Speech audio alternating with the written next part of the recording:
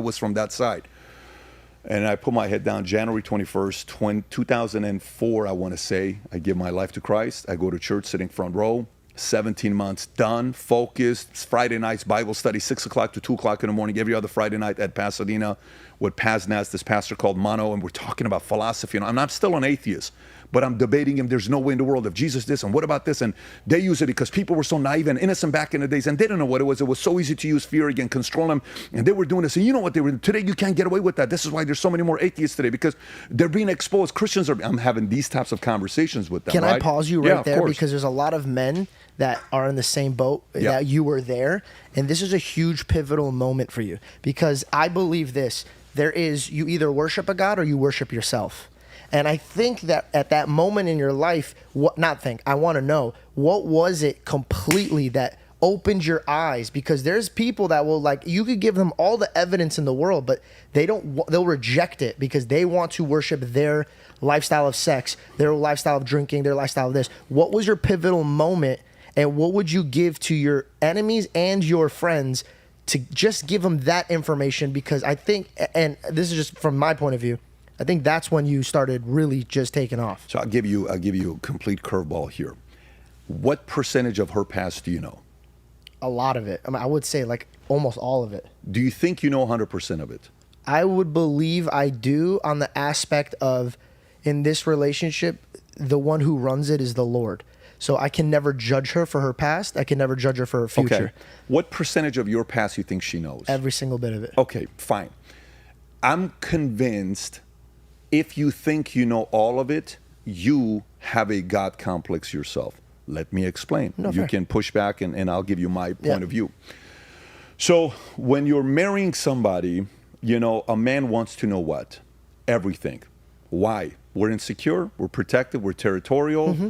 We have this natural, like, hey, you're mine. Like, hey, I want to make sure. I need to know, like, what happened with that guy and how many this. I don't want to walk into a place and be embarrassed. Totally get it. Yeah. And then later on in my life, what if stories come up and then I'm going to be embarrassed and that. Yep. These are all valid concerns that a territorial man will have. Totally innocent that we have. Okay. You can go back and forth with that in your mind, saying, I'm not getting married until I know 100% of the stuff. You ain't never going to get married. You're just never going to get married. So what's the moral of the story there? Okay, I'm the guy that has to know everything. Well, now I got a problem because it's not going to happen to me. I'm the mathematician.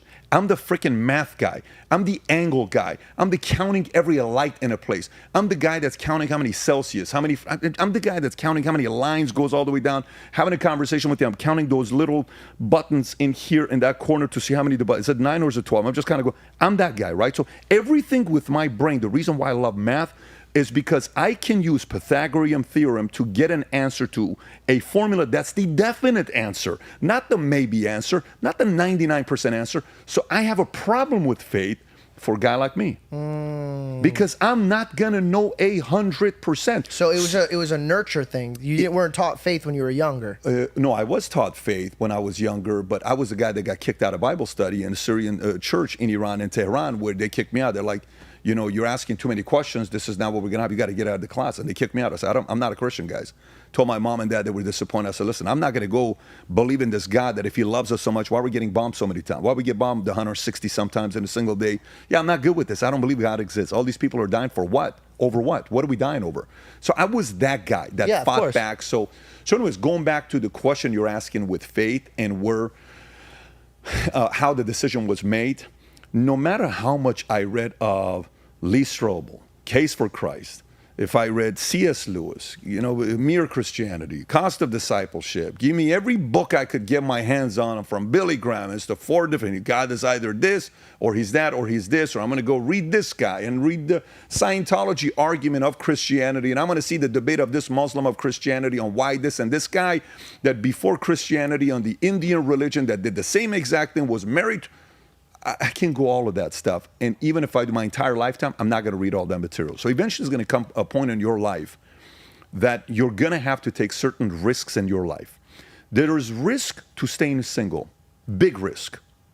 If I tell you right now, I'm looking at Dylan, my 9-year-old son, and he says, Dad, what would happen if the war doesn't happen in Iran and Iran was at peace? I said, brother, I got to tell you this, Dilly boy, in a weirdest way, I'm glad it happened. Why, Daddy? Because I can't imagine life never meeting you. You've changed my life, Dilly. I said, I can't imagine life not meeting you. Our fourth kid, Brooklyn, she's 2 years old. She's went to school for the first time this week. We didn't want to have a fourth kid. We were good with 3. One day my wife comes home, says, crying. I'm like, what are you crying for? She says, I want another baby. I said, what are you talking about? I want 20 more babies. What are you talking about? I want another baby. We get pregnant. She gets pregnant. While she's pregnant, we're in Jekyll Island. We're testing. We're going 1 o'clock in the morning to the gas station, testing all this stuff. We're coming back, and she's pregnant. We go to the doctor. You're having twins. No way. Yes. We're expecting twins. Then we go back in the 11th week. One of the kids doesn't make it. And one of the kids before that told us that one of them is Down syndrome. So guess what? We don't know which one didn't make it. So now we have to have a baby, and we're watching videos late at night, raising kids, Down syndrome baby in a family, how the kids react. And for 30 days in bed, we're laying next to each other. It's almost, you're running a company. You have to still be there present for your kids. You have to motivate your guys. You have to run your thing. You have to do this. You have to do that. And you're sitting there saying, babe, man, this is a curveball, man. Baby's born. Tough. We have no idea what's going to happen with the baby, okay? Coming from a guy that has to know 100% because I'm a guy that takes calculated risks. Here's what I learned. When it comes down to marriage, everything's about odds. You don't know what's going to happen. You could change. She could change. As long as you have, your faith in God and you do your part, your best, and she does her part, you guys go 1 year at a time, you're increasing the odds. But it's still not going to be 100%. Yeah, of course. Kids, same way. You're going to have kids, the fear of kids. You got miscarriage, you got this, you got that, you got this. There is risk. What if you only have daughters? 4 kids, it's all daughters. What are you going to say? I want a son. What if you only have boys? You never have a daughter. It's God's plan for you. There's certain things in life. It's out of your hands. It's out of your hands. So faith, marriage, kids, these areas, I don't want to control. As a control guy, I don't want to control those specific areas. So the person you're talking about that's 23, 24, 25, there is a risk to staying single, and it's a massive risk. There's a risk to getting married. I'm willing to say with all the BS people keep talking about that there's risk to be married, there's more risk staying single than there is to get married. Of course. Yeah. There is more risk. You have the risk of being an atheist, not believing in God. Don't worry about it. It is a risk. It is a greater risk to be an atheist than to believe in God. Why? I'm talking to Joe on the podcast a couple weeks ago, and this conversation came up, right, about faith and all this stuff. And Joe has his own philosophies, and, when he has all these different people, there's a reason why he's loved, because he'll talk to everybody about it. I said, look, right now with what's going on, you know who the establishment, people of power hate historically? Guess who they've hated?